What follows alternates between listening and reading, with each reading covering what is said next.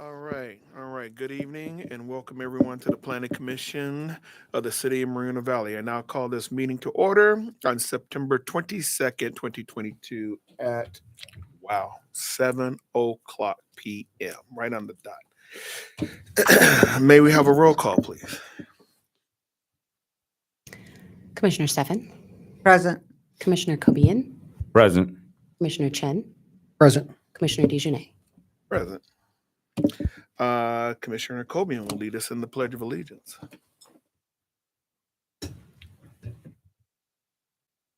I pledge allegiance to the flag of the United States of America and to the republic for which it stands, one nation, under God.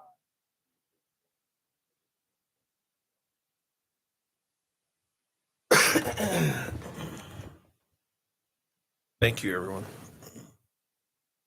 We're now going to move to the approval of the agenda. Do we have a motion and a second? A motion. Second. I have a motion by Commissioner Cobian and a second by Commissioner Chen. Can we have a roll call vote? We do have digital voting, sir. Oh, look at that. It's working.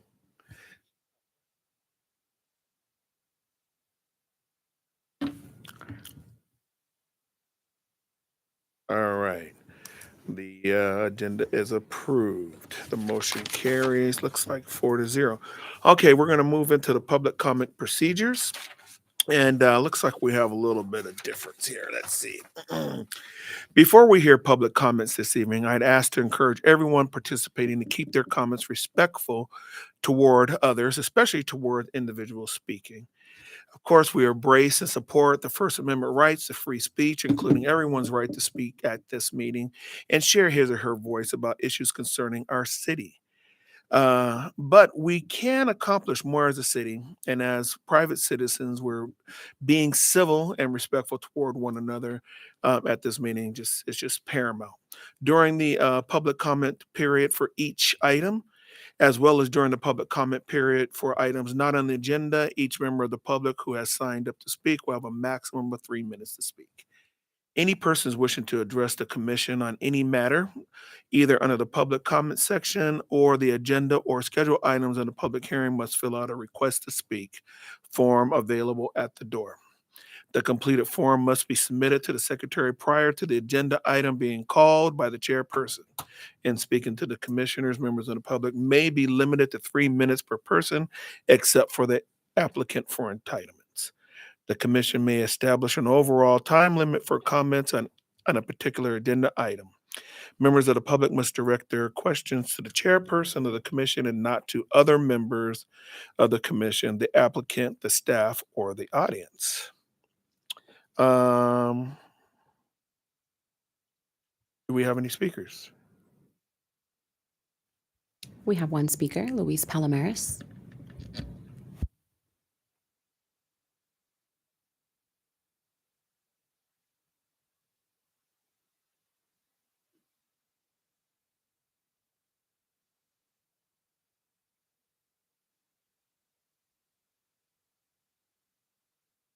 Okay, is this a non-agenda item? Okay. My name is Luis Palomares. I'm an activist here in the community. I'm here because I'm concerned about the Planning Commission is doing a great job because you're bringing a lot to the community as far as the staff bringing a lot to the community, and you're approving a lot of the projects, and they're great, especially housing. We need housing. And a lot of people are complaining about, what about our big lots? But we're not living in that era no more. We don't need those big lots. People are on a freeway commuting. They don't want to come home and clean a yard and clean a pool. They just want a good sized house that they can live in comfortably.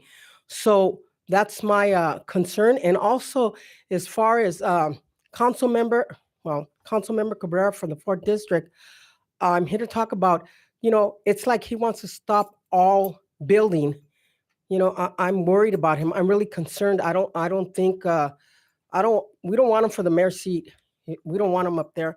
And he did an illegal coup, violated the Brown Act, and is going around and telling people that as far as the church over here on Cottonwood and Paris, That project was done. You guys crossed all your T's and dotted all your I's.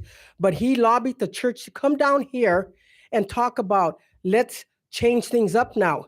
He lobbied them, and it's all a campaign thing, and it's not right.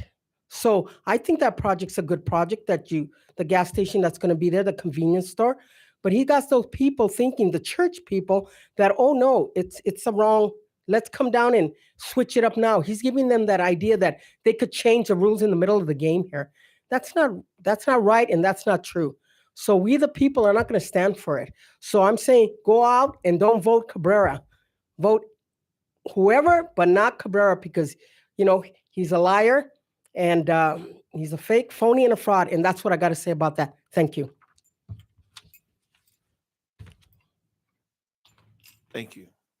Any other speakers? No, sir. Righty. The next item on the agenda is approval of the consent calendar. At this time, we have no items. That means the next item on the agenda is the non-public hearing items. Item number 1, review of the, I was wondering, let me see, before we move on here, we got the number 1 item, review of the planning commission rules and procedures. Would it be prudent to switch the items so that they can go first and instead of going through ours, or doesn't matter? I don't know that it will really matter. I wouldn't anticipate this would be an especially long item this evening, but All that's right. ultimately up to the chair and the commission. No, If you want to switch the items I around. didn't think we don't have to go through line by line. do we? No. No, okay. All right, yeah, so that's kind of lengthy. All right, so then item number 1 is annual review of the planning commission rules and procedures. Can we have a staff report? Thank you, Chair. Sean Kelleher, planning official. This item before you this evening is the Planning Commission's annual review of their rules and procedures. A little over a month and a half ago, the Planning Commission had appointed the chair appointed a subcommittee, which consisted of both the chair and the vice chair of the commission. City staff met with both the chair and vice chair on several occasions to discuss the rules and procedures of the commission. The points that I would highlight in terms of the rules and procedures that have been modified, a number of the modifications were made in which to align them with the city council's existing rules and procedures. Also, there was some modifications made. I'll point you to section F2, which is under agenda, where the specific order of items has been modified and clarified from what it was how it was originally prepared. And then the other item that I would highlight for the commission is there's 2 other things that I would identify is that deliberation has actually been put into the rules and procedures, I should say, to identify a maximum of 5 minutes per commissioner during deliberation. And then also starting with the next hearing, if these are adopted, starting at 6 p.m. rather than 7 p.m. like we did this evening. So that'd be a summary of the high points of it. We did provide as part of the agenda a red line of the overall document. So.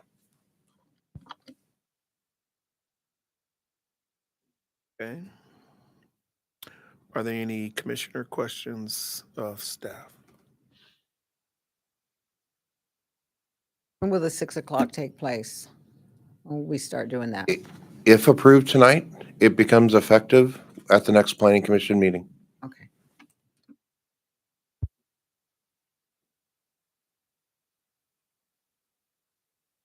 Any other commissioner questions? Okay. Yeah, you got one? I'd like to move to approve the amendments to the planning Wait. commission. I think we have to do public comments. Yes. Right. Okay. If there aren't any more commissioner questions, the staff would like to open up the public comment section. The clerk will call upon each person who has requested to speak. Each member of the public wishing to speak will have a maximum of 3 minutes to speak on the agenda item. Do we have any public speakers? No, sir. Well, darn. If there are no public speakers, we're going to close the public testimony at this point in time. And move into deliberations. We get 5 minutes. No, not yet. Not till the next time. I'd go first. This is more of a comment more so than deliberations. I really appreciate the staff's time for going through these. It was very, very helpful. It was just very succinct, going over the rules and regulations. And it'd be nice to continue to have more meetings of that type of expression. It was absolutely wonderful. The churros weren't too bad either. No? Well, I'd just like to say that sometimes we do need to know exactly what we can and can't do. And this way we don't have something that happens up here that basically we should have known we couldn't do. Because some of the commissioners that are up here, I don't know if they've been to any of the meetings that they've had, because I know I did when I went to Long Beach. And that was very, very good experience because you learn a lot. I don't even know if they're, with the COVID and everything, it kind of shut everything down. But some of them that do come on the dais, I think it is a good learning experience to get all that down, because a lot of things I already knew, but I know some don't. And when you say something, sometimes it can come back to bite you. So that's all. I'm glad that you did this. Absolutely. No, it looks great. Good job.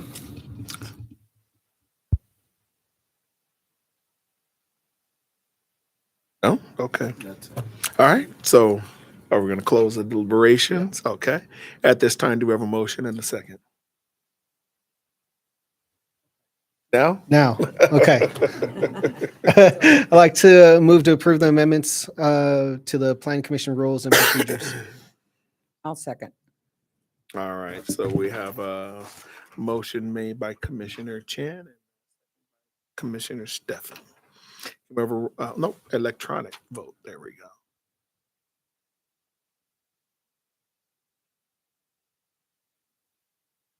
And the motion carries 4-0. So the next item, is there a staff wrap up on this one? There isn't necessarily a staff wrap-up, but I would note at the closure of this meeting, we will close to October 13th at 6 p.m., not 7. At 6 p.m.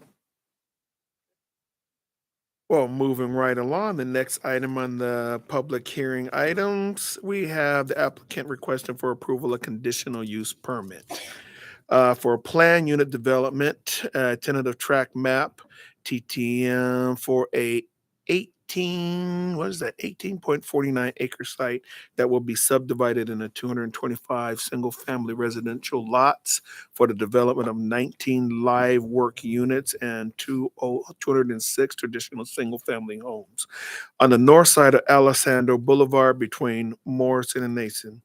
That's I just went by there. We have a staff report. Thank you, Chair. The presentation this evening will be made by Contract Planner Kirk Corey. Thank you, Sean. Thank you, Chairman, members of the commission, staff, and audience.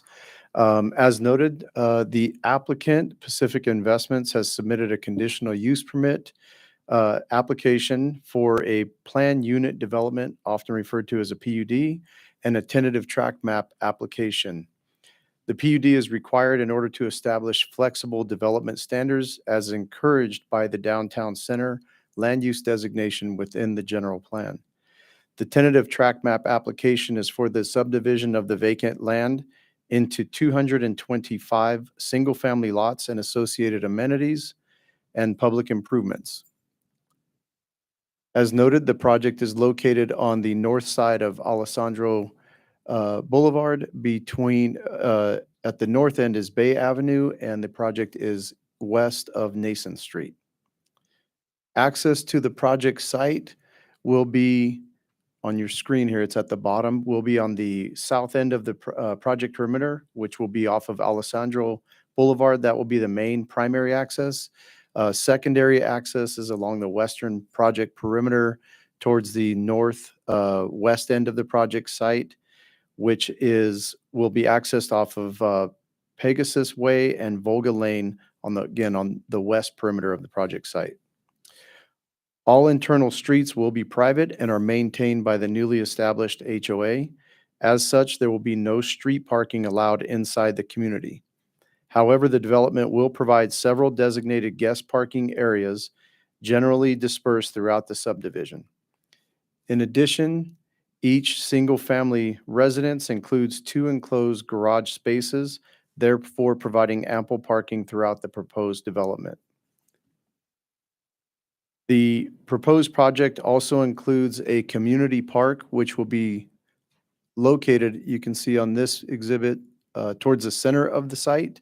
And immediately to the north of that will be a fitness park proposed as well.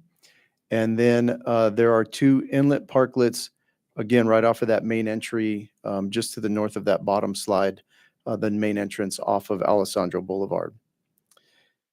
The on-site open space will total approximately 0.76 acres, and it should be noted that as a community benefit and as an agreed-upon condition of approval, the community parks will be open to the public for their use and recreation and will be maintained by the HOA.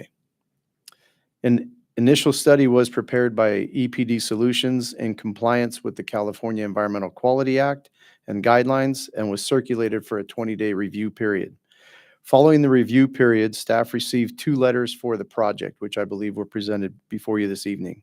One was from the Moreno Valley Unified School District and the other from Riverside County Flood Control.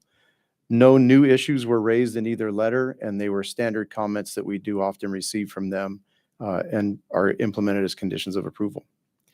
With the implementation of the proposed mitigation measures, the project will not have a significant effect on the environment.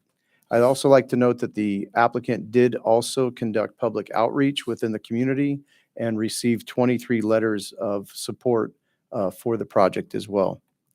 With that, staff recommends approval of the project through the proposed resolutions of approval, and that concludes staff presentation. I do believe the applicant is in the audience, and staff is available for questions as well. Thank you. Are there any commissioner questions for staff? I have one. One of the renderings, I'm trying to see if there's not any plans. Is there any plans built into this? Showed, maybe it's just a description, should home office on the front of those? I'm sorry, I didn't mean to interrupt if you had a further So question. is that is that actually going to have signs like that on the houses? The units are proposed as live-work units. There is no signage that's approved with the project at this time. So they would have to come forward with a sign program if they wanted to. If they present wanted to, so signage. they're not necessarily going to have signs in front of those. Not with this So proposal. what is that program? If you don't mind, is there, you said it's a program, it's a specific program, or it's just a housing that's built different? What's different about those units and the other units? They're proposed as live-work units, so they'll have basically offices proposed or inside of the development that they're proposing. Are they going to be allowed to run businesses out of those homes? If they wanted to, yes. Okay, that's interesting. And the association's going to be, wow, that can get very interesting. Okay.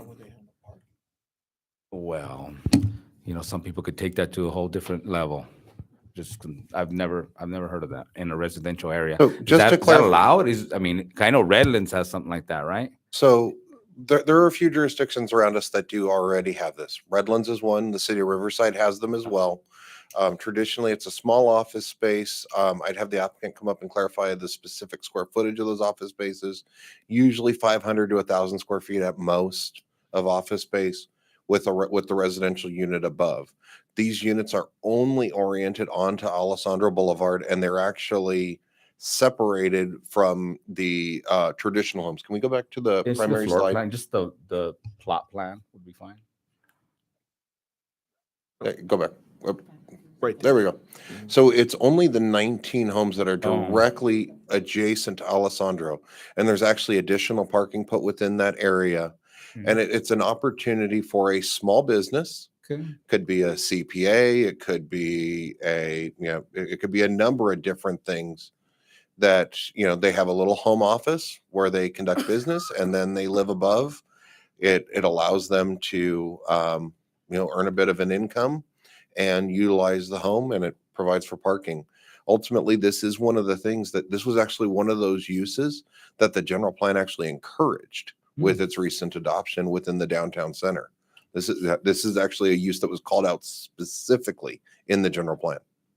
I know that it stated that you couldn't have employees. It would just be the person that's in the business, but, You can have employees. oh, you can? Yes. I thought I had read that you couldn't, it wasn't. No, really you can, utilized to you can have, you employees. can have employees. There are limitations to live work units in the number, by our code. So that means like you could have a grooming for like pets. So I would have to go through the Duh. I would have to go through the specific permitted uses That was a list. Can of worms. It's primarily going to be office-based types uses that are allowed in live work. Yeah, I think they need to specify though, because like, my colleague. Our said it municipal code does specify. Okay, because For, it could for, get out of hand. for those exact units?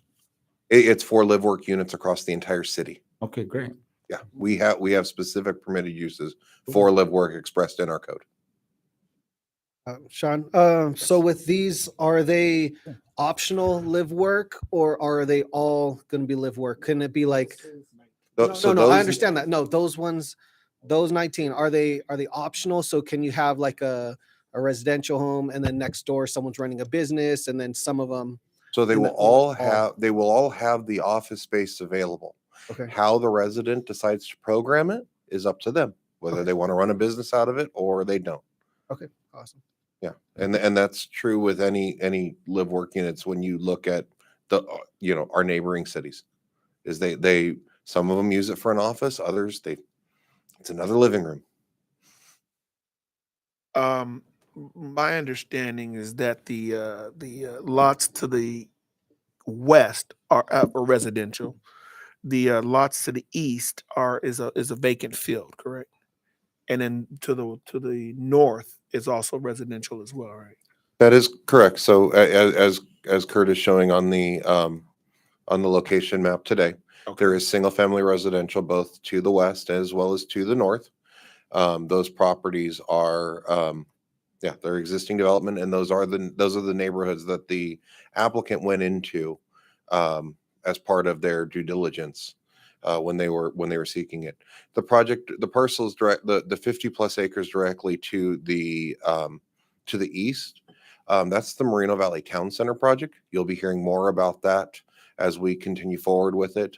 Currently, all we have out on that project is a notice of preparation, which we released earlier in the year.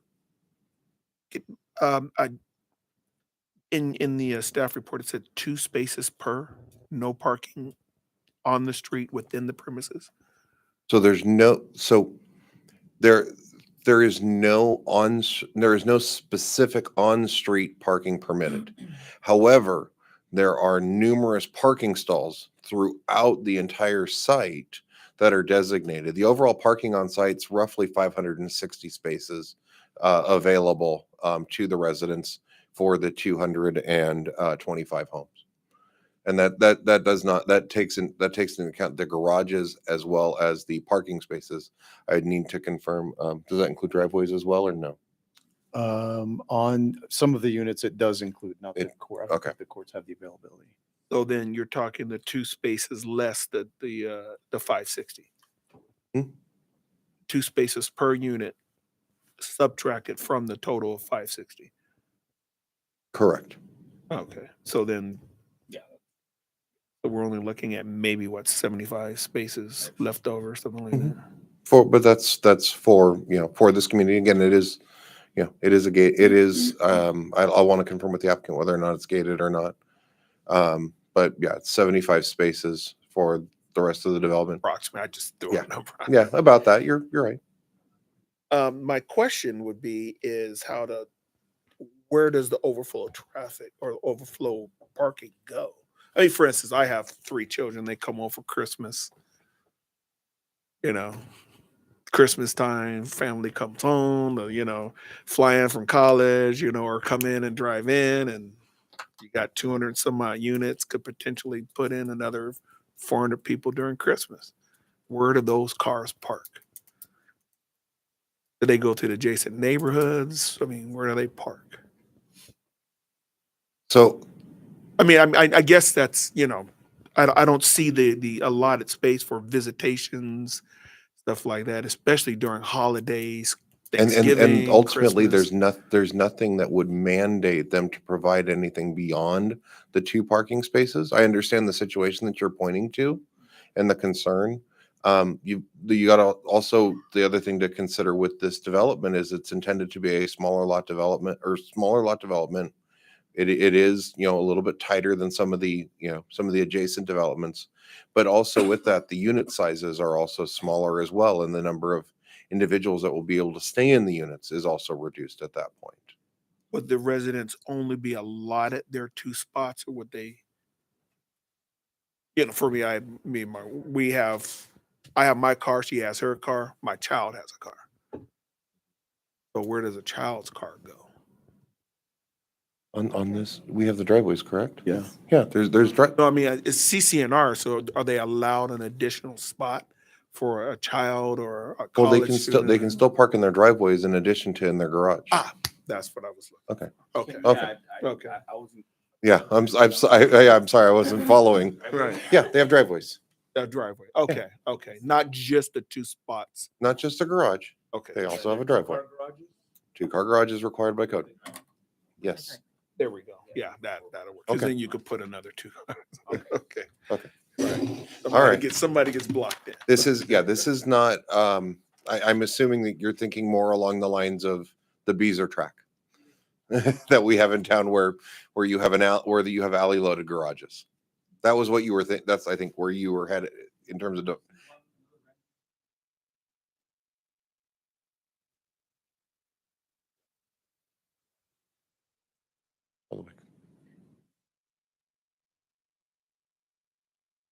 Are the bottom picture, is that what the 19 looks like? those are the live work units. That's correct. But again, they have side loaded garages.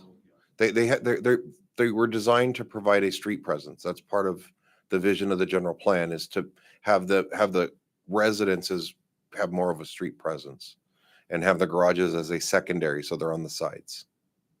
Because we want the nice architecture out along the street. Yeah. Okay. Love it. And currently there is no enter and regress to the west. Everything is either from Alessandro or from the west. I'm sorry, from the east. Nothing can come in or out from the east. Okay. Everything's coming in through Alessandro and from the west. Okay. And how big are these?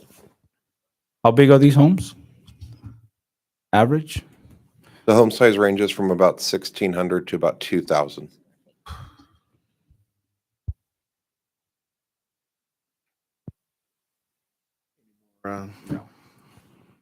Commissioner, questions for staff?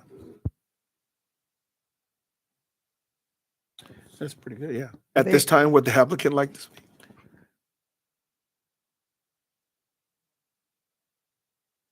They have some that are 2,700 square feet. Really?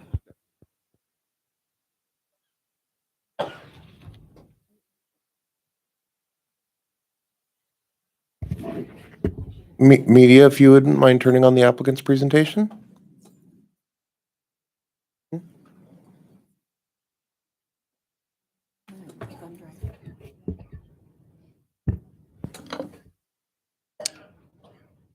This is the last slide. Oh, no, this is the beginning. I'm sorry. All right. Good evening, Chair DeJohnette, members of the Planning Commission. Pacifica is excited to be here tonight before you to bring the Alessandro Walk project to the city of Moreno Valley. We've been working with city staff for over a year now, collaborating with them, integrating their comments to bring the project that's before you tonight. We just prepared a brief presentation to highlight some of the key design concepts that our team integrated into the overall development of the site plan, and also we'll play a short video, which is a virtual representation of a walk through the Alessandro Walk project. One of the key goals, our main design goals of our design team when designing the site plan was to provide open space that's located conveniently throughout the development. In addition, we wanted to bring a green and sustainable project to the city of Moreno Valley and incorporate green building features. The project will meet Cal Green standards by integrating features such as low flow plumbing fixtures into the homes. Each home will have a EV charging ready outlet within the garage. We've eliminated or omitted fireplaces within each single family dwelling. And we've also will use low VOC paints when constructing the project. In addition, another key green feature is providing connectivity throughout the development. Each cluster of homes has sidewalks that connects to the overall community to promote walkability. It will also connect to the parking spaces that are located throughout the site. These are provided through street parking and also through individual parking lots that are located mostly next to adjacent to the parks and throughout the site within each planning area. Overall, the project provides parking in excess of city standards. And I'd also just like to highlight some of the community outreach efforts that we've done for the project. In July, we mailed notices to property owners within the vicinity of the project, mainly encompassing the single-family homes to the east and the single-family homes to the north. Within that letter, we provided a project description, advised residents of what types of homes would be coming and when the development would be coming before the Planning Commission. And we also let them know that we would be coming door to door in their neighborhood in the next few weeks to do additional outreach. We also established a project-specific email address for this project, alessandrawalkoutreach@gmail.com, to provide another conduit for which people could reach out to us in case they had any questions or comments, and that information was included within the outreach letter. In August, we came out to the nearby neighborhood on 3 separate dates and knocked on doors on 3 very hot days. In the evenings, on a weekday, and also on 2 weekends in order to try to reach the most residents when they would be home. In the end, we knocked on over 100 doors. We talked face to face with 50 residents and collected 22 letters of support for the project. Excuse me. I also just wanted to highlight some of the community open space that we thought was very important to the quality of life for these residents and the nearby community. These parks would be publicly accessible and maintained by the HOA. We have a community park, a fitness park, and 2 parklets. They'll be highly amenitized with benches, tables, shade and trellis structures, bistro lighting, barbecues, and shade trees and landscaping. Overall, it will just be a great communal space for people to gather and recreate within. And now we'll play the short video that we've prepared. This is a virtual representation of what it would be like to walk through the Alessandra Walk project. It starts at the south end of the development along Alessandra Boulevard and traverses from south to north down the main boulevard throughout the development. You've seen the 19 live-work units which are closer to Alessandra Boulevard. And now we're within Planning Area 2, which are the more traditional detached single-family dwellings. They have 4 architectural styles of traditional Tuscan, Spanish, and French. And then we enter into the communal park, which is between Planning Areas 2 and 3. And Planning Area 3 are additional single-family homes and the fitness park to the north.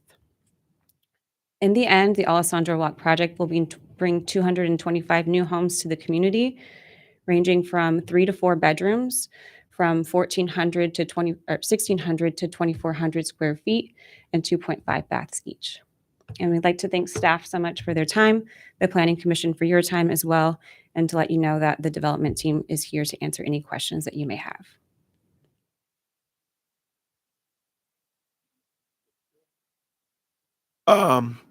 Are there any commissioner questions for the applicant?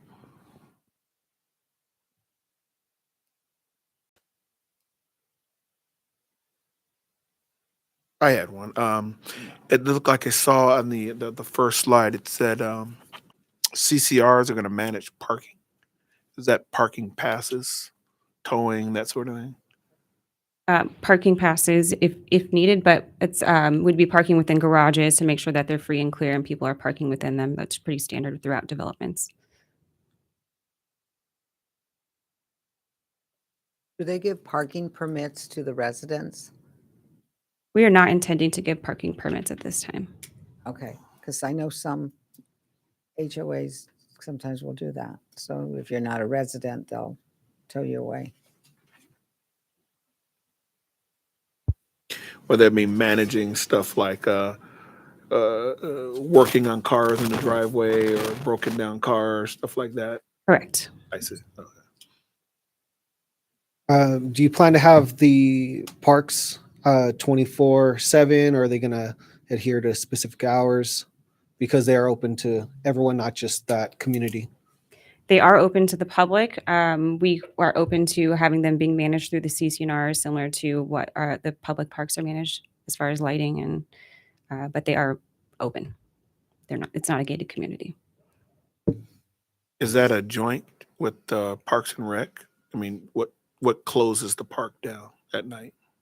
There wouldn't be anything specific regulated by the city. It's just that they are offering to allow for the community, the surrounding community, to come into their site to utilize the facilities which they maintain. I know that they'll come around with the and say that's it. You know, the park is closed at 10 o'clock. Kind of.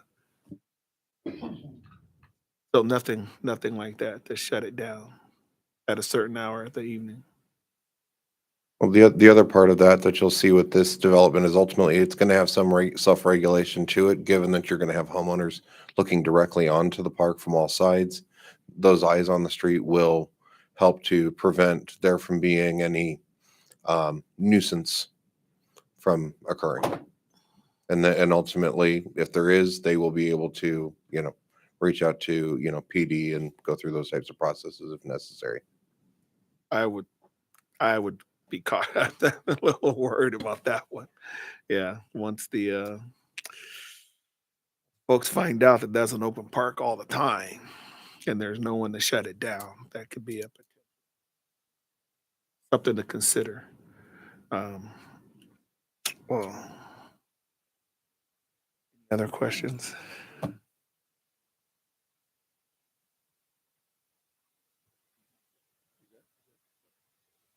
Well, thank you very much. Thank you very If much. we have any other questions, we'll be. All right, at this time, we'd like to open the public testimony. The clerk will call upon each person who has requested to speak. Each member of the public wishing to speak will have a maximum of 3 minutes to speak on the agenda item. Do we have any public comments? Yes, sir. We have one, Luis Palomares.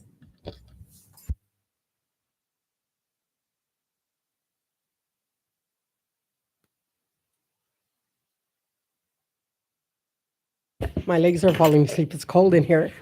And my asthma's acting up because it's cold in here. But I'm a community activist. We need housing. We need housing. And if you could tweak all the questions and dot all your I's and all your T's, I think it's a great project. We need housing. As far as people going in there to that park, I don't really think that's going to be a big issue or a big problem. That's my opinion, though, but I don't know. So we hope it gets, it goes forward. And I support the developers, and we need housing. That's my grandkids are trying to buy houses. They can't. There's not enough housing, and the prices are up too. So that's a hard thing. But a lot of people like the small lots. Like I said earlier, they don't want these big huge lots no more. They can't maintain them. It's too much work. So this is excellent. And then with the office space there, that's even better. Because a lot of people are working at home now. Let's face it, a lot of people are working at home. So I think that's a great add-on there, that they're going to be doing 19 houses there, because I know a lot of my kids work at home now, and it works for them. They don't got to commute so much.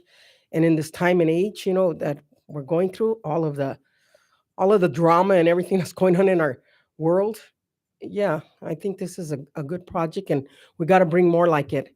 And yeah, my hat's off to the developer. I guess once you dot all these I's and answer all the questions and everything else, hey, it's a good project. Go for it. Thank you.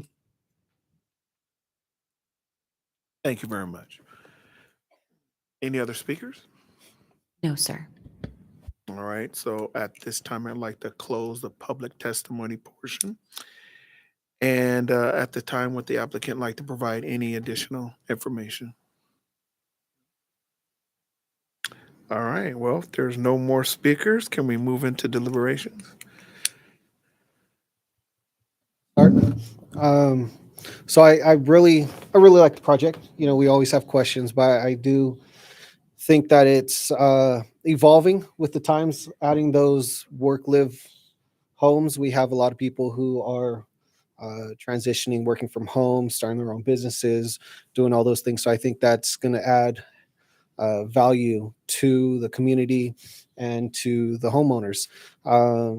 You know, I don't really see that the park, you know, being open 24/7 would be a problem, you know, but those few occasions where teenagers find a park in the middle of the night and they find their, you know, it's secluded. That's just where my question came from. But, you know, again, like Luis Palomares, community activist, said, you know, I don't really see it as a problem. I I really like this project. I think they did a great job on it.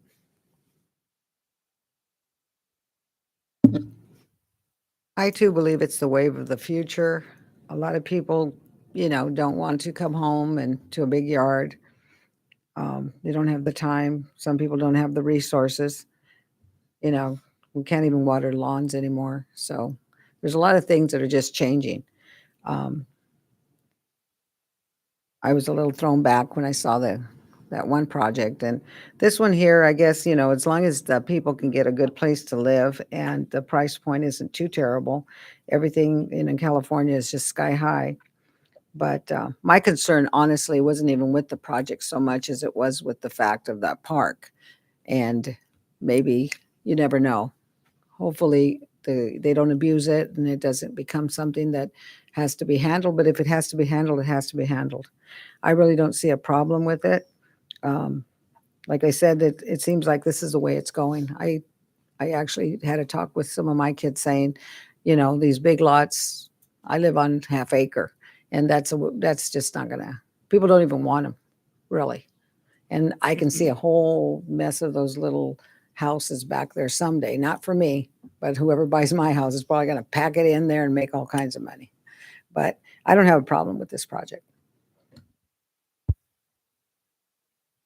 You know, I too believe that things are changing, and then for the downtown center, I think it's a good fit. The only thing that I'm used to seeing a plot plan, I'm used to seeing a landscaping plan, and no offense to the rendering, but it's cartoonish. I mean, it's a cartoon, and it looks like it has great landscaping, but there's no. Did the city receive an actual landscaping plan that's going to have those palm trees, that's going to have those trees? The reason why I ask is because I've seen it before. If it's not, I'm assuming you guys have but how come we didn't get it in our packet? So the landscape plan, the way that the city of Moreno Valley's process goes is Yeah. the landscape plan actually is a staff level review that comes after the entitlement. So that will be something that's reviewed at staff level for confirmation or compliance with our municipal code and our water efficient landscape standards. Okay, because I mean, for the That's re- why the that's rent- why that's why yeah. you're not seeing a landscape plan in it, and you're just seeing a. That's why you just get a tentative map, and being that's PD, you get a few other things as well. And then it looks a little exaggerated, small cars, 50-foot streets. I know that's not the real size. So I mean, I just want to make sure that if this is what we're approving, that's what that community is going to get as far as landscaping and the look of that, because it looked great. But that was my only concern. Other than that, I think it's a good fit.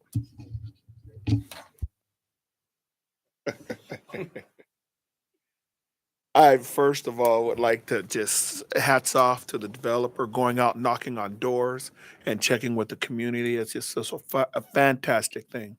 You know, trying to join our community, get to know people, and letting them know what you're going to do. I concur with uh, what I saw there in that video was gorgeous. That was fantastic.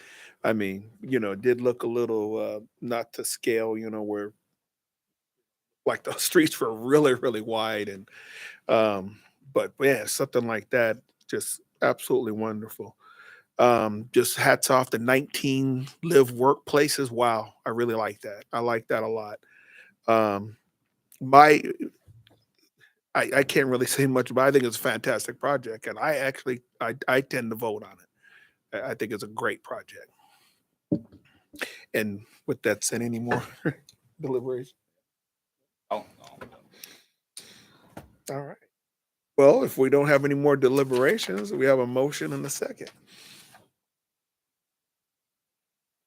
Oh, where's that motion? Where's that thing?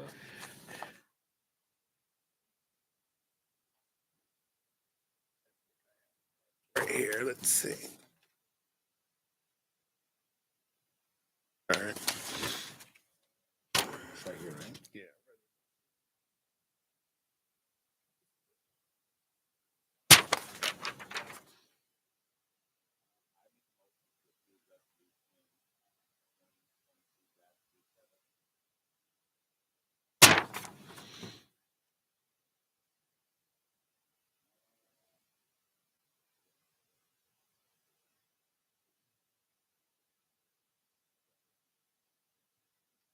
That's it. 'Cause As well that's- as Resolution 38. Thank you. I was missing one. Okay. we have a second. I'll second it. So we have a motion by Commissioner Kobian and a second by Commissioner Steffens.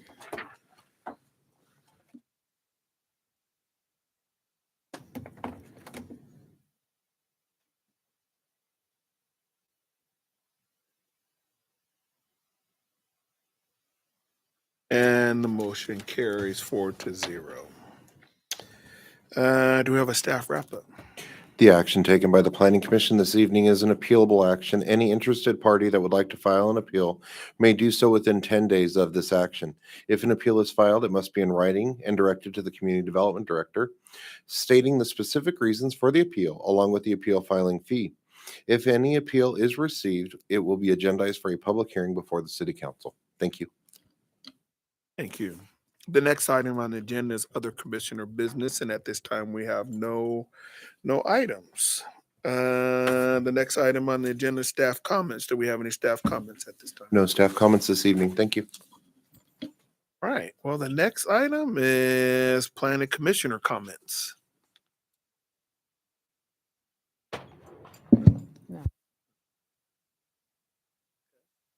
Well, no, I have one. Again, just fantastic what we did with the updating the plan. Yeah, Just- a lot of stuff redacted. Yeah, wonderful, wonderful stuff. And keep it coming. Keep it coming. All right, so at this time, the planning commission meeting, excuse me, is adjourned at 7:48 p.m. to our next regular meeting on October 13th at 6 p.m.